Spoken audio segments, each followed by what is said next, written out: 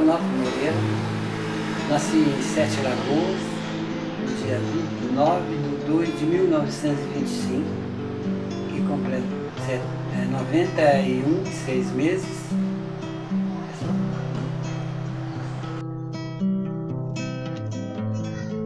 Meu pai era paraplégico, ele era funcionário da Central do Brasil e ele perdeu o jogo da mão por um acidente que houve lá. Eu não era nem nascido, né, nessa época. Então nós éramos 8 irmãos. E ele aposentou-se, né, por invalidez. Ele era funcionário federal, como eu fui também. Aí a dificuldade era muito, porque para alimentação, naquela época, a gente não passava fome e tinha fartura, só que era tudo assim, tão pobre, tudo, só vendo. Na minha casa era assim, tinha dia que nós almoçávamos angu, feijão e couve. De tarde para mudar, com angu, feijão, angu e couve. Não sabe? Mas com tudo isso, teve uma educação. Meu pai era uma pessoa assim, muito ríspida. Eu quando criando uma certa idade, eu falava assim, quando eu tiver meu filho, vou criar meus filhos como amigo, e não com medo, porque a gente não tinha nem respeito não, era medo do pai, não sabe? E nós vivemos assim, com 6 anos já comecei a trabalhar na roça com eles, porque tinha que plantar, porque não dava, o que ele ganhava não dava para plantar. Não, eu sou nascido em Sete Lagoas, fui criado lá até aos 9 anos em Sete Lagoas, e depois nós transferimos para Pedro Leopoldo. A causa de nós transferirmos para Pedro Leopoldo é porque minhas irmãs já ficaram mais adultas, então foram trabalhar na fábrica de tecido de lá. Meu pai chama José Martins Moreira, a minha mãe, Olímpia Madalena, não é Moreira. Depois quando eu já tinha casado, é que eles casaram de novo. Por quê? Mamãe casou com 13 anos, que a mãe dela era um pouco perturbada e tal, então ela casou muito cedo. Mas casou antes da República, porque mamãe nasceu em 1988, 13 de maio de 1988, o dia que terminou a escravidão. E nessa época, o casamento era eclesiástico. Nesta época, o Brasil ainda era colônia quase de Portugal.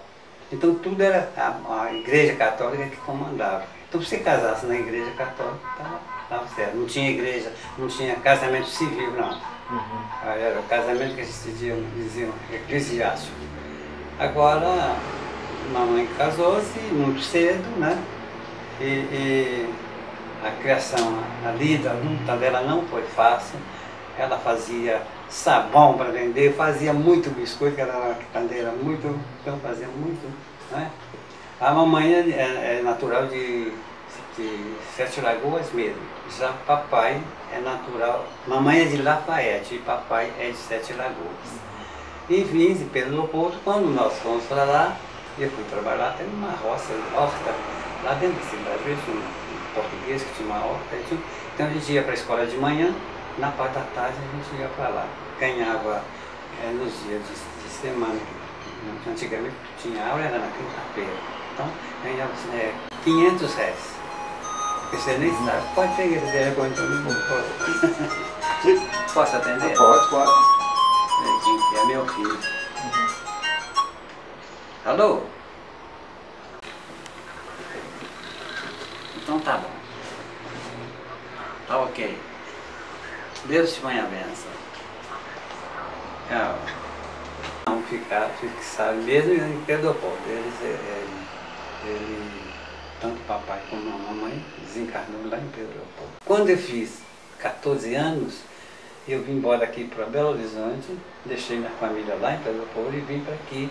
Estava morando na casa de um tio e fazendo um curso na escola. Antigamente era profissional, que era da prefeitura. Hoje ela é da escola técnica, que é o federal, o Campo, formou a escola técnica. Mas era uma escola muito eficiente, a gente estava fazendo curso lá, e tinha a noção de todas as profissões. Depois você escolhia a profissão. E eu escolhi marcenaria porque toda a vida eu gostei, que eu tinha um avô que era mestre carapina antigamente, né? E ele gostava muito de mim, eu também gostava muito dele, eu saía com ele para o mato, para cortar madeira, para serrar, ele mesmo que serrava, fazia engenho, carro de boi, móveis também, móveis rústicos, mas fazia, né?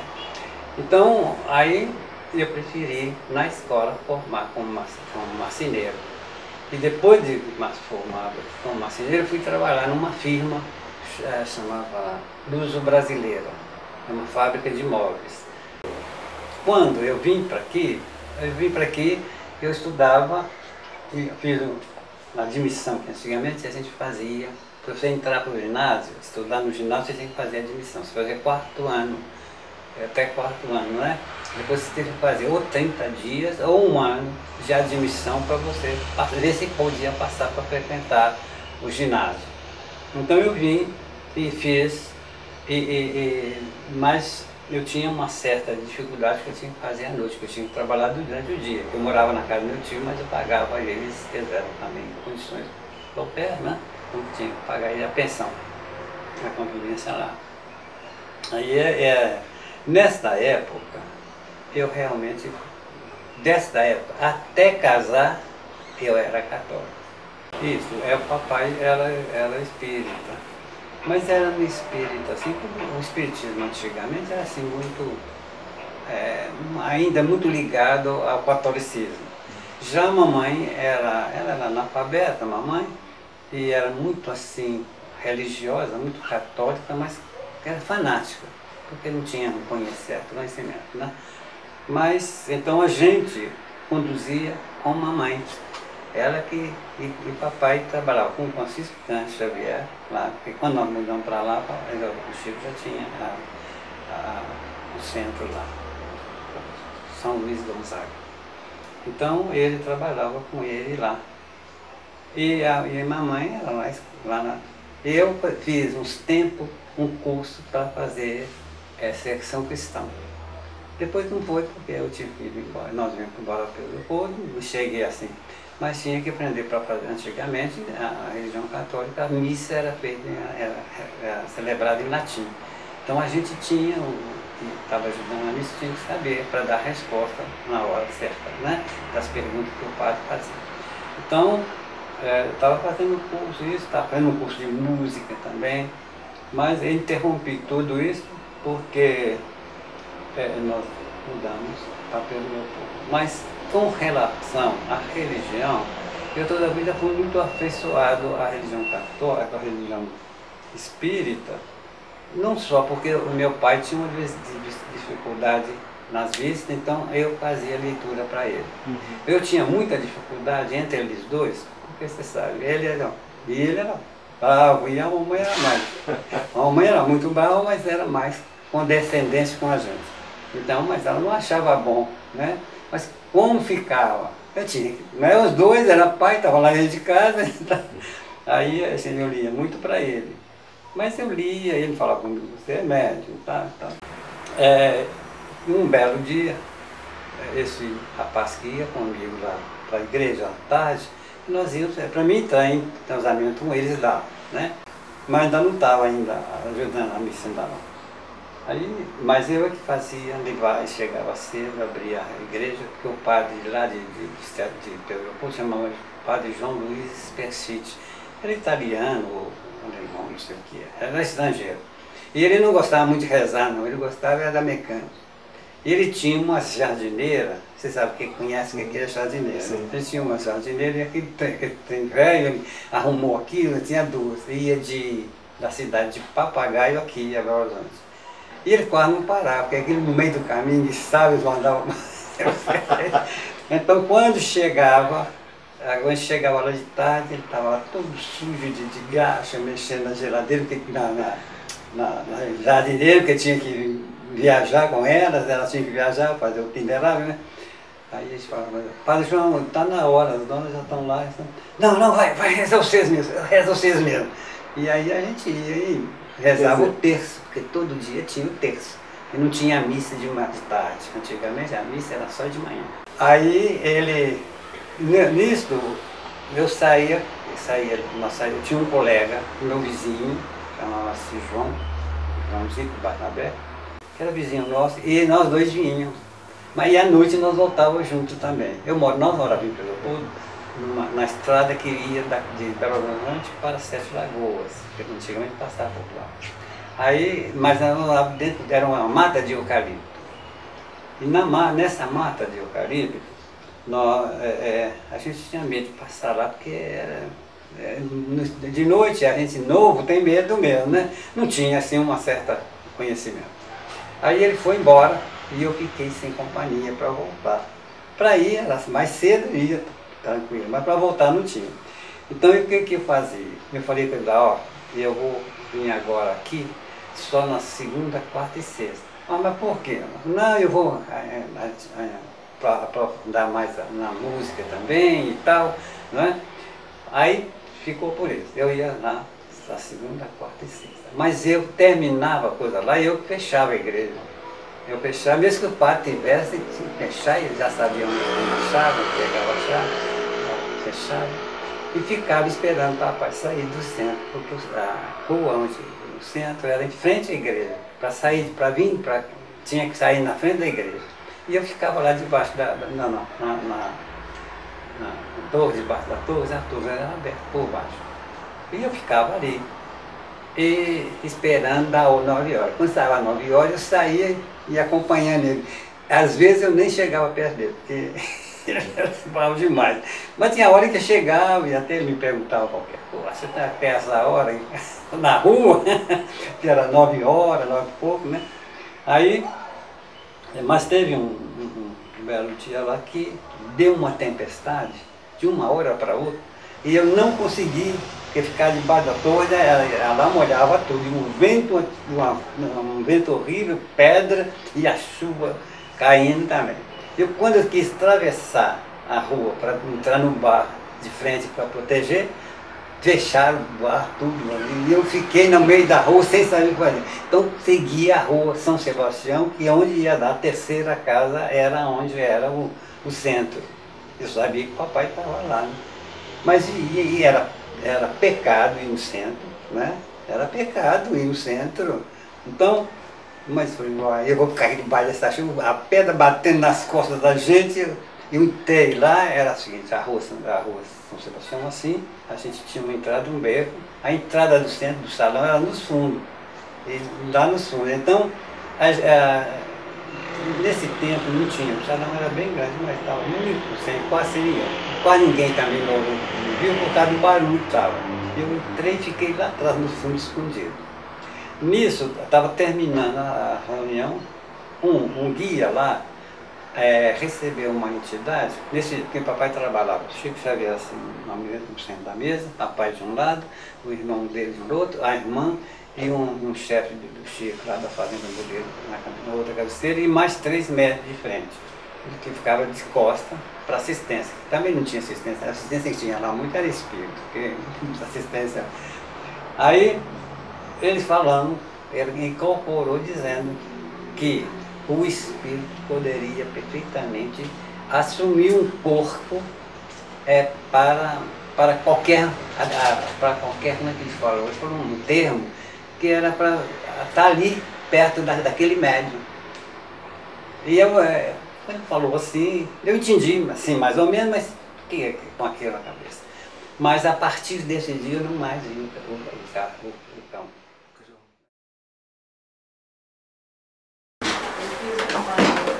Esta aqui é a minha esposa, foi minha esposa, mas ainda continuamos juntos. Eu falei com ela o dia que no enterro dela, eu falei para ela, não vim despedir de você não. Eu vim apenas de pedir perdão e perdoar você por algumas faltas, mas eu não vou dizer adeus não. Eu vou dizer a você até já, porque sabemos que vamos nos reencontrar. E será muito prazer para nós. Mas aí, aí vim para aqui, casei muito novo. Eu casei com 19 anos e a minha esposa tinha 17 anos. Teve que aumentar um ano para casar. Meu sogro era muito bravo. Minha sogra era um doce de coco, mas o sogro era terrível. Então, para namorar, nós tínhamos que namorar com o cunhado, entre nós dois, ou cunhado ou a cunhada. Casamos cedo, né? Como essa família muito cedo, né? Porque aí eu vivi 65 anos no casamento com ela. Conviver quando se tem a paz do coração. Você como eu, que é também feliz, aprenda esta lição. Quando se aborrecer, leve o seu pensamento a Deus, nosso Senhor. Com um sorriso encantador e ajuda ao seu irmão. Somente assim é que você verá como é bom então viver. Quando se tem a paz e o amor de Deus no coração.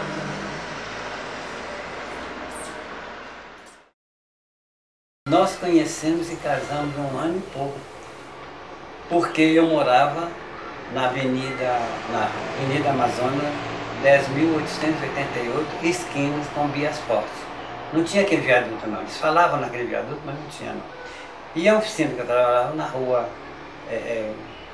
Tamóis, número 26, era ali quase esquina também. Então eu morava ali e no eu morar, eu fazia a refeição na casa da Dalva. O pai dela tinha a pensão. Lá tinha uma fábrica de calçado, tinha fábrica de... A gente ia pra... E lá a gente ficou conhecendo, né? E nesse conhecer, depois eu vou te mostrar, quando nós casamos, né? O retrato dela quando nós casamos era completamente diferente, miudinho e tal, né? Mas a convivência foi muito bom. Ela era muito brava, ciumenta e bruta. Ela não tinha disso não. Porque nós casamos em 1944.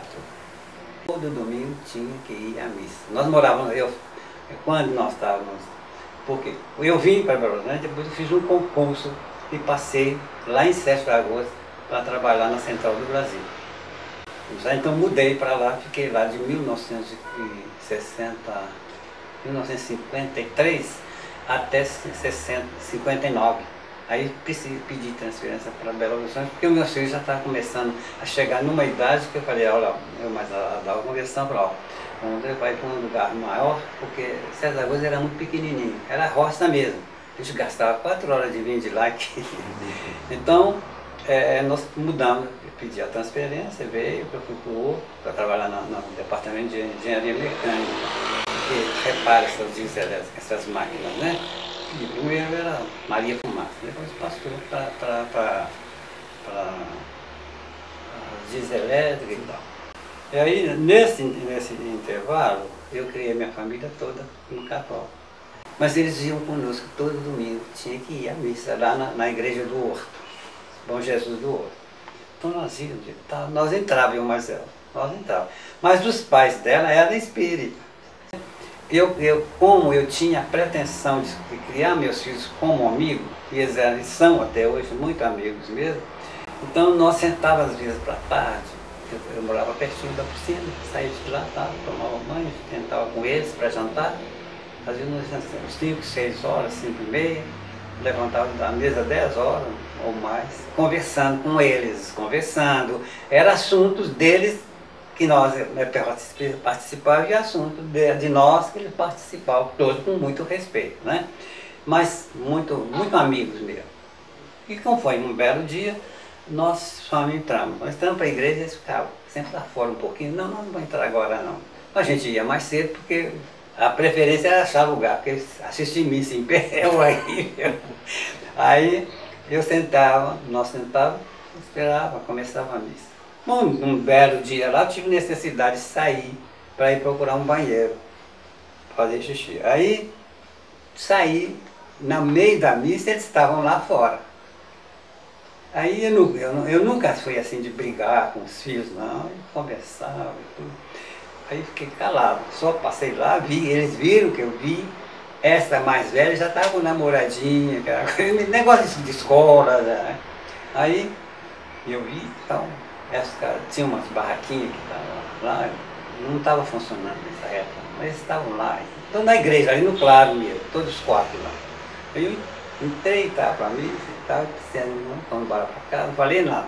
Quando foi na segunda-feira de tarde, eu falei, gente, hoje vocês não foram à missa. Vamos, pai, nós vamos com você. Eu falei, não, a missa era dentro da igreja, não é lá fora. Vocês ficaram, eu vi a hora que vocês entraram, já tava dando o final da missa, gente. Não, vocês não.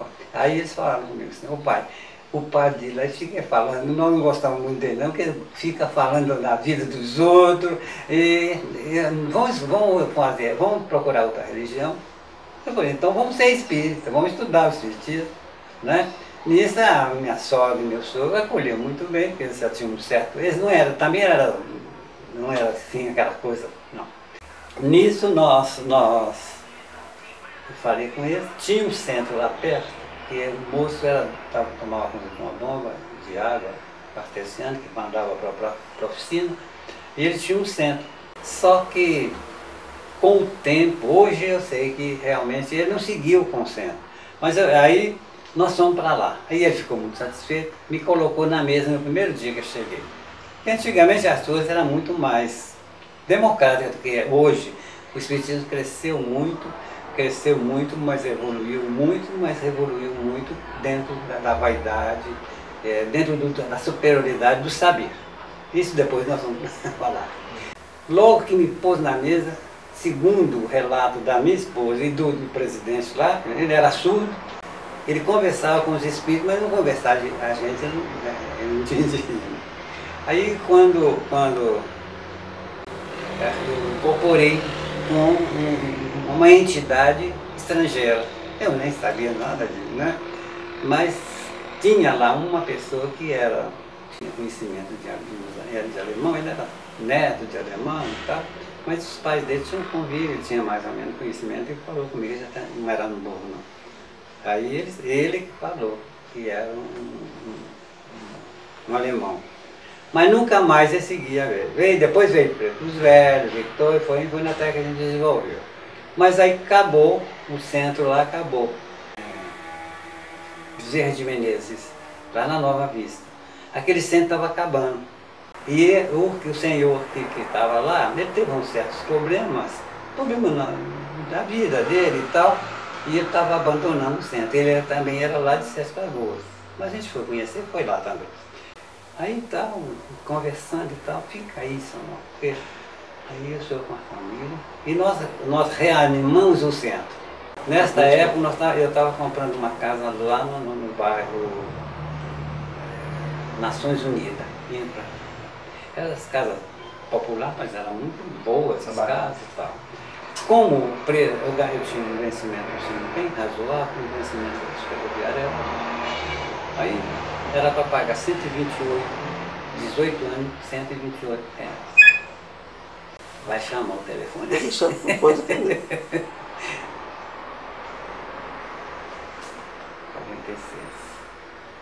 A dona Lia. Alô? Sim. Tá bom, dona Lia. Graças a Deus, tudo bem.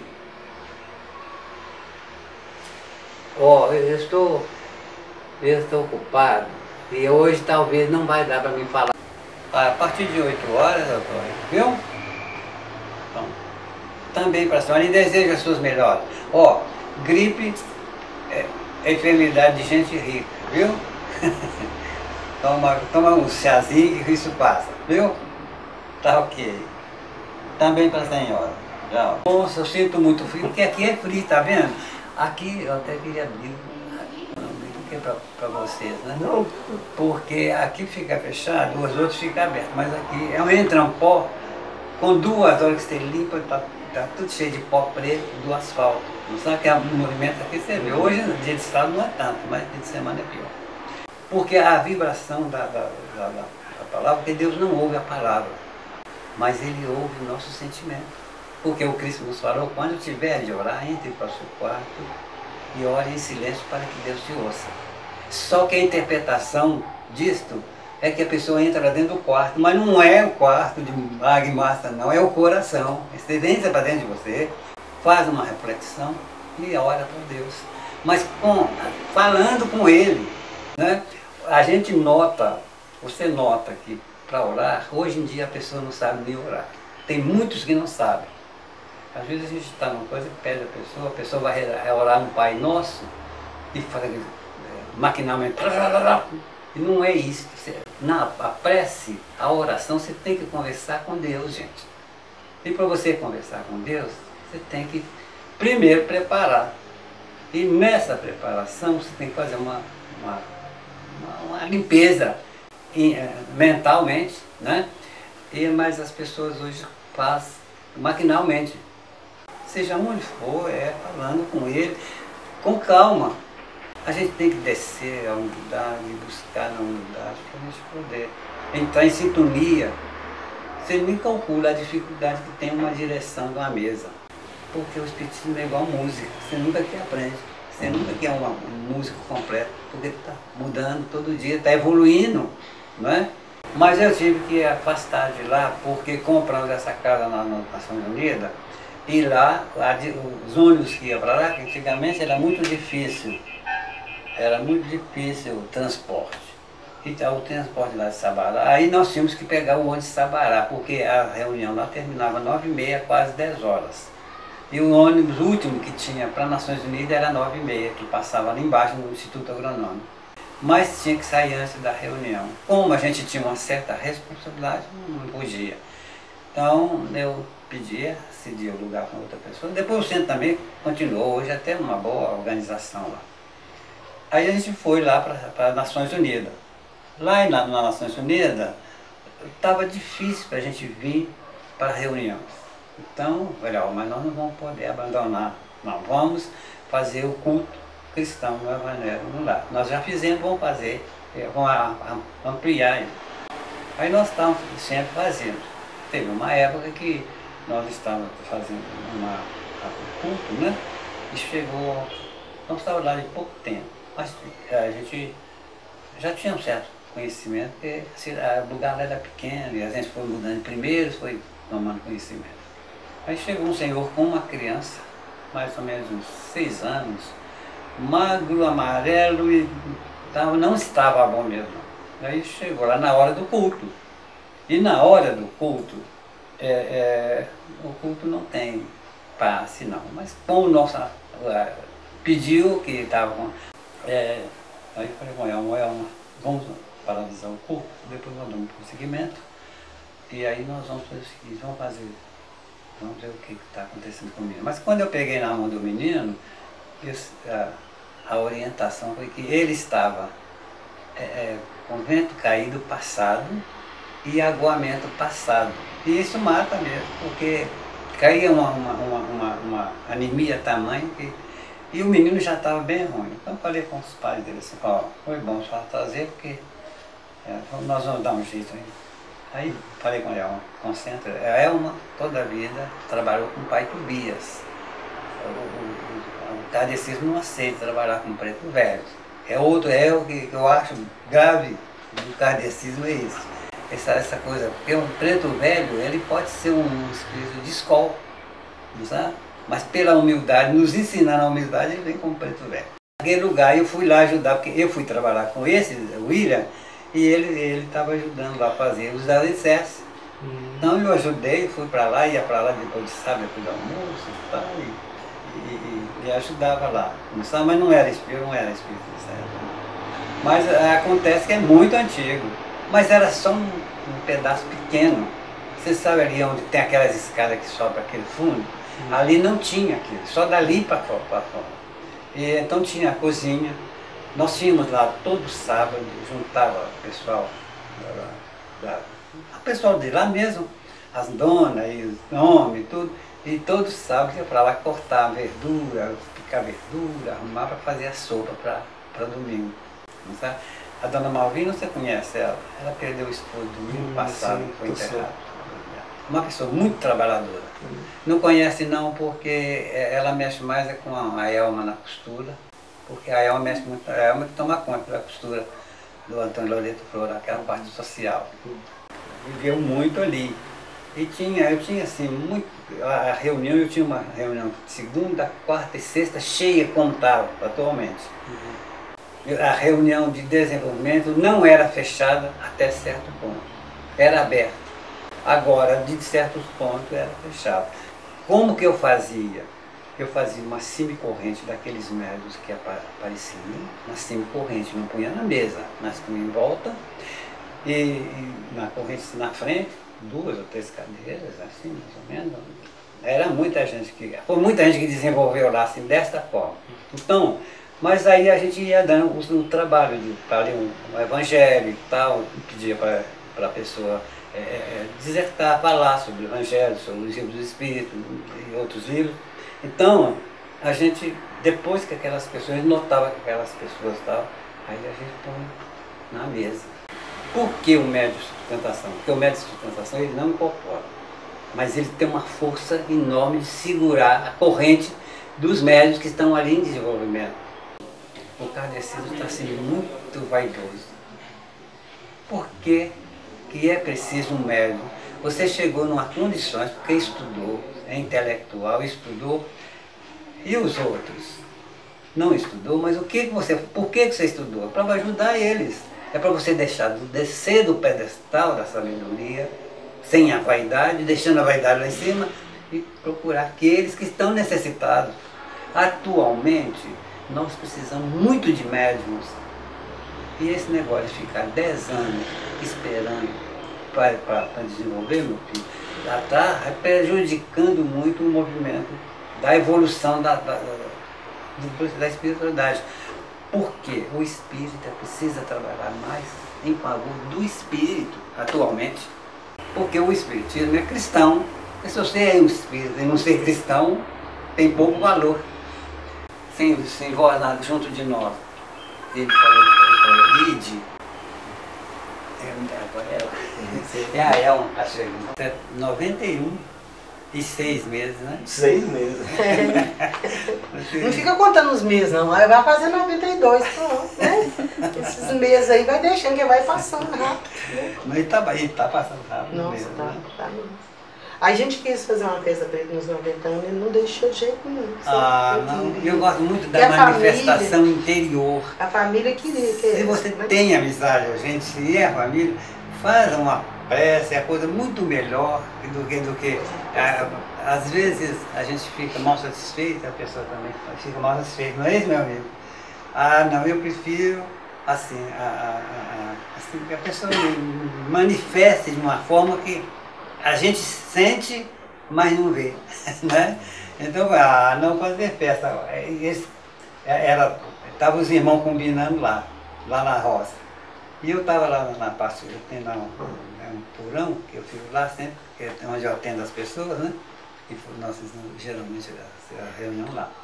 Aí eu estava lá fazendo, até arrumando a estante, lá tem muito livro, eu estava arrumando a estante, que uma mexeu lá em cima, deu um roteiro. Aí eu vi o meu filho mais novo falando com ela. Mas tava. E fiquei calado. Mas quando eu cheguei lá, eles calaram, eu falei, o negócio eu já estava meio desconfiado, né? Me conta uma coisa, vocês estão fazendo surpresa para mim? Não é surpresa não. E vocês vão ficar lá sozinhos, lá no salão então. Porque eu vou pegar um ônibus aqui, vou para uma cidade aí, pego um hotel e fico lá no hotel nesse dia, cara, sumido, eles nem vai saber. Aí parece que ele... pro lado de dia, meu pai não quer, não vamos programar. Não. Mas a minha mãe também era bem assim, ela não gostava de festa não. Quando eles fizeram 50 anos de casado, aí nós estávamos planejando, né, 50 anos, nós vamos fazer, que ela descobriu, ela falou, nossa senhora, você já me contrariar. Não gosto de festa, não quero. De jeito nenhum. Aí nós vamos então vamos fazer o seguinte, se vocês querem me dar esse presente, vão pra praia, porque ela adorava, né? Pra praia, vão alugar uma casa ou um apartamento e nós. Aí eu vou ficar satisfeito, vou ficar, aí pra mim vai ser ótimo, aí eu vou ficar rindo à toa. Assim nós fizemos, aí o meu irmão, que mora em Betim, alugou um ônibus, aí foi a maioria, não foi todos, que nunca dá. Não dá, né? A família é muito grande, só de netos são 15 netos. De bisnetos são 23 bisnetos. Agora já tem mais um tetaneto também que apareceu por aí. Nós fundamos, eu e ela, fundamos lá em Corinto, numa fazenda. Começamos lá, assim, fundamos lá. Eles chamam Irmão Otto. Tá, depois eu vou pegar o papel que eles mandaram para mim e para ela também. Explicando quando fez um ano, que tinha um ano, acho que foi um ano mesmo. Porque aí depois eu vim embora de Pirapora para cá, porque eu morei lá 5 anos, né? Depois eu vim embora, aí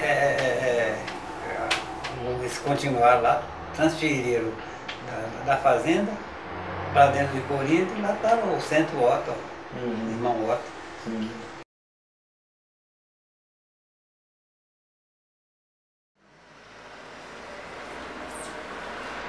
Queridos irmãos em Cristo, que a paz do Senhor esteja em nossos corações agora.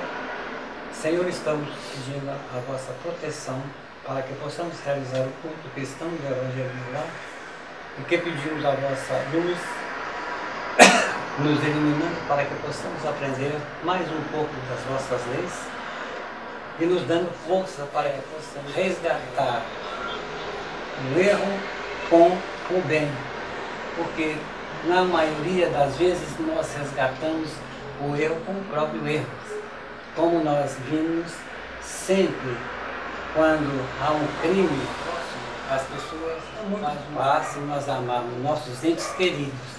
Mas o Cristo não assevera só apenas este amor. Este é um amor quase de obrigação.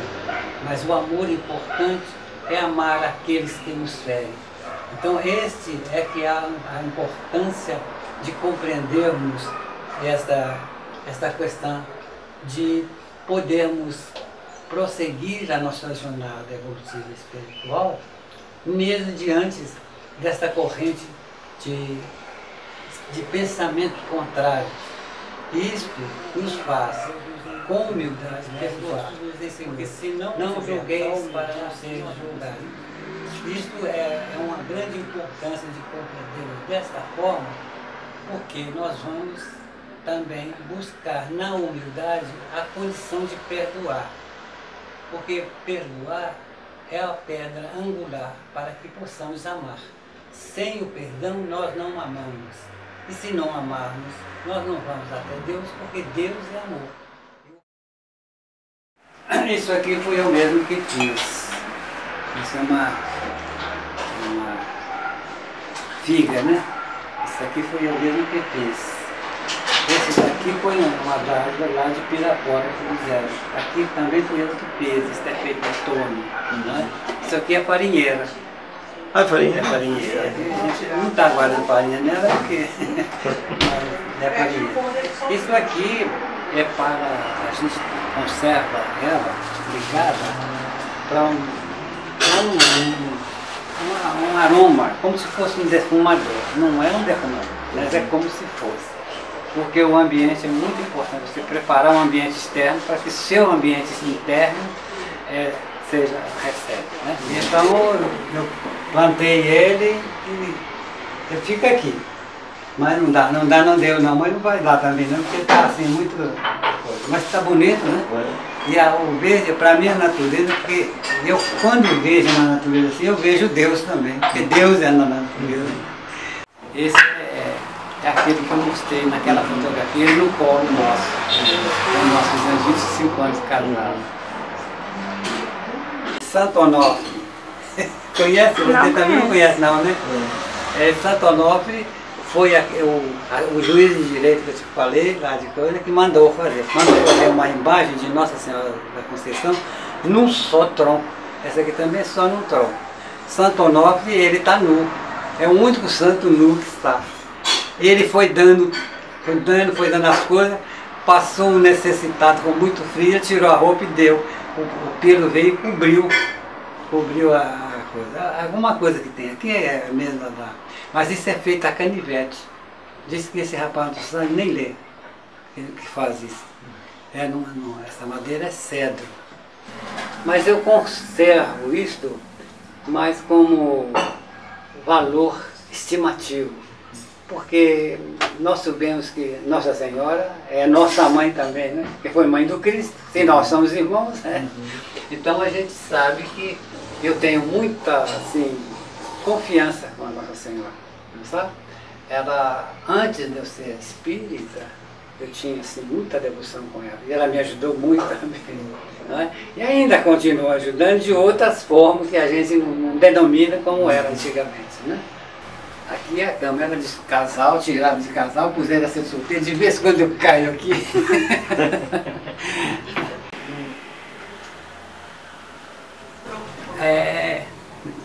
Tá bom demais, né? Porque para mim que nasci no ranchinho de beira-chão, isso aqui é um palacete. Aqui é o quarto onde eu atendo as pessoas. É muito importante você chegar aqui que eu vou te mostrar esta luz. Esta luz aqui, geralmente quando eu vou atender alguém, eu vou assim, tá atrás disso aqui, por favor. São as 7 cores que representam a cada chakra do nosso corpo.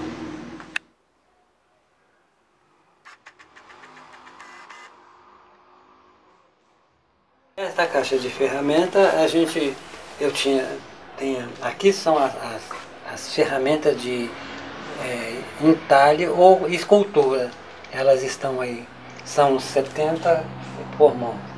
Tem o goivo, tem o cochevi e o i. Esse armário fui eu que fiz, quando comprou aqui, tirei a medida, fiz. Olha aqui, que é importante, eu vou te mostrar aqui, ó. Aqui tem várias qualidades de plantas. Tem várias qualidades. Hoje até eu precisava de uma expedida santa e não consegui porque não trouxe, fui dando para os outros, que eu vou trazendo e dando para os outros. Né? Então ali tem várias. Porque a gente trata muito com fitoterapia, porque tem muito mais valor. Então vou mostrar esse. Esse daqui tem uns 15 dias que eu tirei, que eu coloquei. Já tirou a cor da rosa. A rosa era vermelha, ela é príncipe negro mesmo, mas já está a cor da essência. Aqui é preciso de deixar, porque ela vai deixando 30 dias na geladeira. Depois cobre ela e deixa mais 30 dias num lugar bem escuro também. Tem uma casinha lá na Marambaia, que fica na beira da praia, só vendo que beleza. Tem uma trepadeira que na primavera fica toda enflorescida, de brinco de princesa, quando chega o verão, e fico na varanda pedindo. Já você viu? Eu cantava muito mesmo, eu cantava até nos parques. Cantava assim, eles falavam assim, cantou bem, cantou mal. Café cordial. Dava um maço de café, um pacote de café pra gente.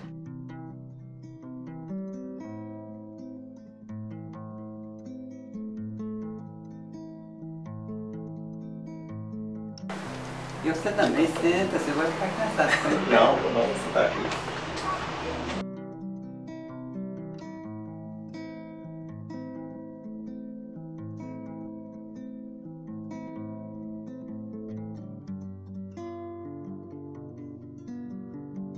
Mas é um trem, só ver. E celular, né, pai? Celular, meu celular é igual o pai de santo, só recebe.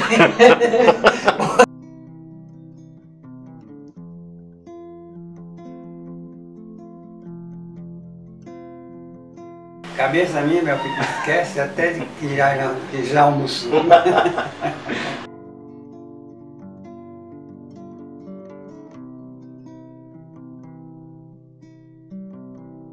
Eu estou tão ruim aqui. Às vezes eu estou lendo um livro aqui, a pessoa pergunta, Sr. Novo, que livro é esse? Aí eu tenho que olhar, cara, tá ruim, né? Mas...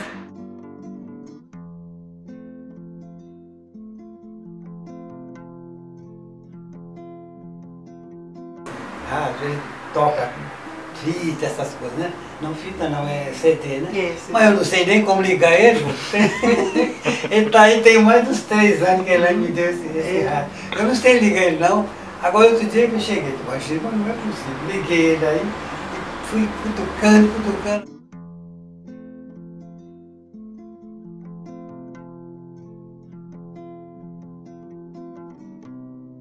Pai nosso que estás nos céus, santificado seja o vosso nome.